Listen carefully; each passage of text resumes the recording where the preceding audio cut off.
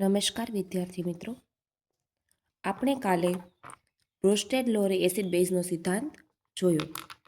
આજે આપણે એસિડના રાસાયણિક ગુણધર્મો વિશે વાત કરીશું. એસિડની રાસાયણિક પ્રક્રિયા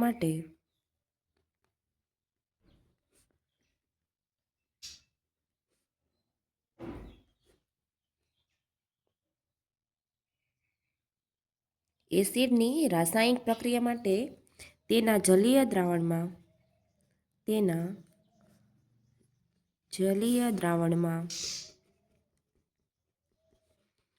રહેલા શું રહેલું હોય છે? તેના જલીય દ્રાવણમાં તો પ્રોટોન અથવા તો H3O+ આયન જવાબદાર હોય છે.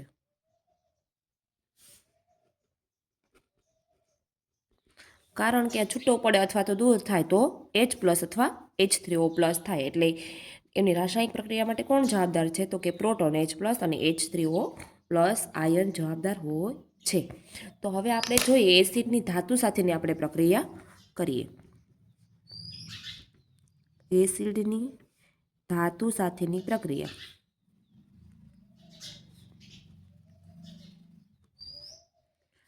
જોઈએ કે એસિડ ધાતુ સાથે પ્રક્રિયા કરીને શું બનાવે છે.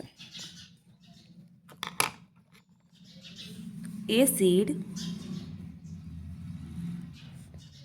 ધાતુ સાથેની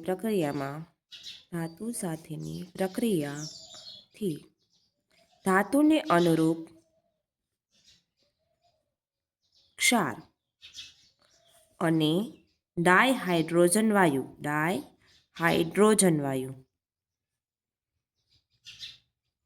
ઉત્પન્ન કરે છે. એસિડ ધાતુ સાથેની પ્રક્રિયાથી ધાતુને અનુરૂપ ક્ષાર અને ડાયહાઇડ્રોજન વાયુ બે વસ્તુ ઉત્પન્ન કરે. ક્ષાર ધાતુ જે હોય એને અનુરૂપ ક્ષાર અને ડાયહાઇડ્રોજન વાયુ. આપણે એક પ્રક્રિયા જોઈએ, H2SO4. શું કહેવાય આને? સલ્ફ્યુરિક એસિડ રસાયણનો રાજા. એની આપણે કોની સાથે પ્રક્રિયા કરીએ?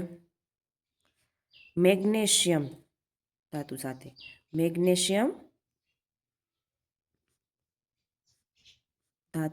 પ્રક્રિયા કરી. H2SO4 જે એસિડ છે, આપણે બધાને ખબર છે, એની મેગ્નેશિયમ ધાતુ સાથે પ્રક્રિયા કરીએ તો આપણને શું મળશે? આપણે જોઈએ, આ Mg અને આ SO4.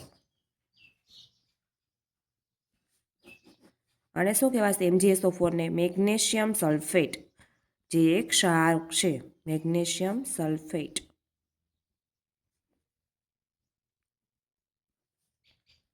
અને H2 ગેસ ફોર્મમાં, એટલે કે ડાયહાઇડ્રોજન વાયુ. શું થશે? આ ડાયહાઇડ્રોજન વાયુ. આ H2SO4 છે અને મેગ્નેશિયમ સાથે એ જોડાઈ ગયું તો આપણે શું વધશે? H2 ડાયહાઇડ્રોજન વાયુ. એટલે કે એસિડની ધાતુ સાથેની પ્રક્રિયા કરીએ તો ધાતુને અનુરૂપ ક્ષાર અને ડાયહાઇડ્રોજન વાયુ આપણને મળે છે. મિત્રો, આપણે એસિડની ધાતુ સાથેની પ્રક્રિયા જોઈ. હવે આપણે એસિડની બેઝ સાથેની પ્રક્રિયા જોઈશું. એસિડની બેઝ સાથેની પ્રક્રિયા. એસિડ બેઝ સાથે પ્રક્રિયા કરીને શું બનાવશે? એસિડ બેઝ સાથે પ્રક્રિયા કરી ક્ષાર અને પાણી બનાવશે.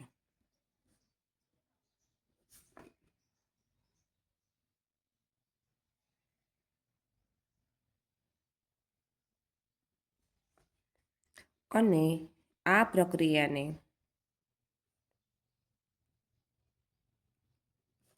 તટસ્થીકરણની, મેં આગળના વિડીયોમાં આપણે સમજાવ્યું છે કે તટસ્થીકરણની પ્રક્રિયા કોને કહેવાય અને એનો પ્રશ્ન આપણને એક્ઝામમાં કેવી રીતે પૂછાઈ શકે ને આપણે એમાં શું લખવું તે. તો એસિડની બેઝ સાથેની પ્રક્રિયા થઈ ક્ષાર અને પાણી બને છે અને આ પ્રક્રિયાને તટસ્થીકરણની પ્રક્રિયા કહેવાય છે. એસિડની બેઝ સાથે પ્રક્રિયા કરી ક્ષાર અને પાણી બને છે અને આ પ્રક્રિયાને તટસ્થીકરણની પ્રક્રિયા કહે છે. HCl એકવાઇઝ ફોર્મમાં આપણે લઈએ એટલે કે જલીયમાં, અને NaOH આ શું છે? જે ક્ષાર છે. તો આપણને શું મળશે? સોડિયમ ક્લોરાઇડ અને H2O લિક્વિડ ફોર્મમાં.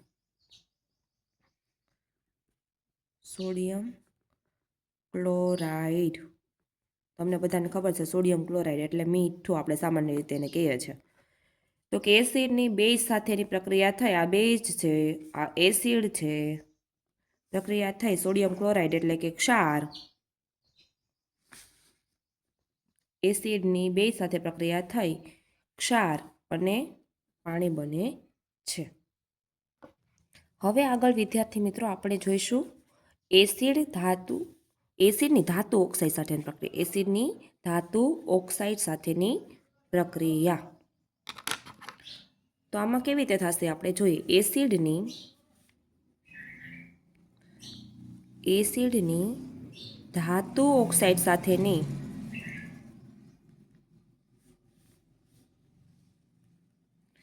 પ્રક્રિયા થઈ ક્ષાર અને પાણી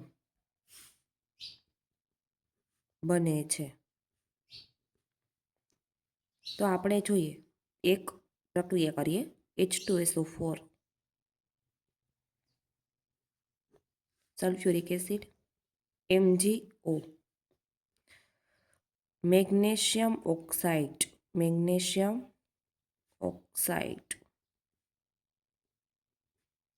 આ સલ્ફ્યુરિક એસિડ. સલ્ફ્યુરિક એસિડની મેગ્નેશિયમ ઓક્સાઇડ સાથેની પ્રક્રિયા થઈ શું મળશે? ક્ષાર અને પાણી MgSO4 અને H2O. આપણે આગળ જોયું કે ધાતુ સાથેની પ્રક્રિયા થઈ અને શું મળતું હતું? આપણે અહીંયા પાણીની જગ્યાએ ડાયહાઇડ્રોજન વાયુ મળતું હતું. પણ જો આમાં ઓક્સાઇડ ઉમેરાઈ ગયો એટલે આપણે અહીંયા પાણી મળે છે. ક્ષાર અને પાણી. અહીંયા સુધી સમજાણું મિત્રો? આનું એક બીજું ઉદાહરણ જોઈએ, બીજી રાસાયણિક પ્રક્રિયા જોઈએ કે H2SO4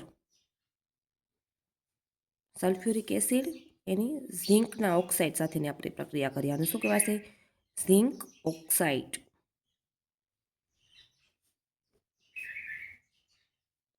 ZnSO4 અને H2O.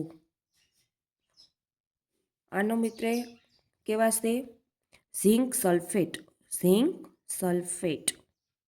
જે એક પ્રકારનો ક્ષાર છે અને આ પાણી. અને આ તો તમને ખબર જ છે મિત્રો, સલ્ફ્યુરિક એસિડ. તો આ પ્રક્રિયા યાદ રાખજો મિત્રો.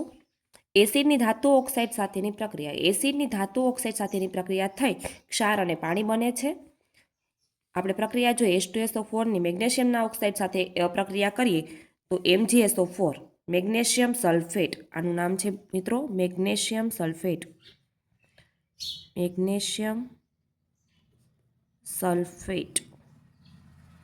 અને પાણી. એવી જ રીતે H2SO4ની ઝિંકના ઓક્સાઇડ સાથેની પ્રક્રિયા થઈ ઝિંક સલ્ફેટ, જે એક પ્રકારનો ક્ષાર છે અને પાણી બને છે. મિત્રો હવે આપણે જોઈએ, આ બહુ ઇમ્પોર્ટન્ટ છે, એસિડની ધાતુ કાર્બોનેટ અથવા તો ધાતુ હાઇડ્રોજન સાથેની પ્રક્રિયા. આ કેવી રીતે એસિડની પ્રક્રિયા થશે તે આપણે આગળ જોઈએ. મોટા ભાગના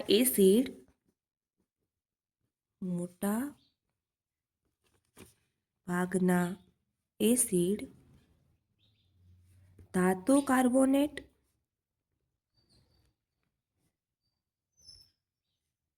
અથવા ધાતુ હાઇડ્રોજન કાર્બોનેટ સાથે પ્રક્રિયા કરી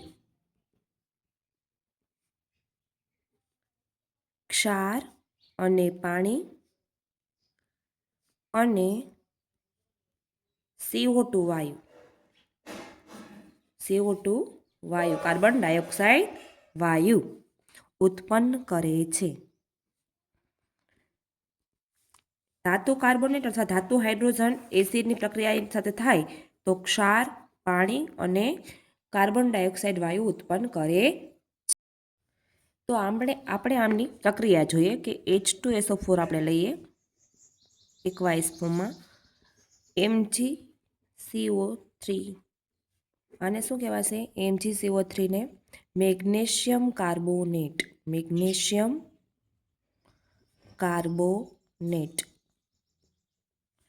સલ્ફ્યુરિક એસિડનું આપણે MgCO3 મેગ્નેશિયમ કાર્બોનેટ સાથે પ્રક્રિયા કરીએ તો કે MgSO4 plus H2O plus CO2 gas ફોર્મમાં. આને આપણે કહીશું મેગ્નેશિયમ સલ્ફેટ.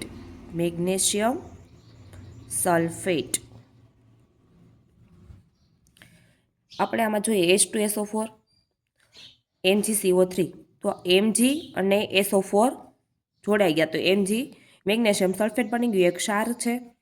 પછી H2O, અહીંથી H2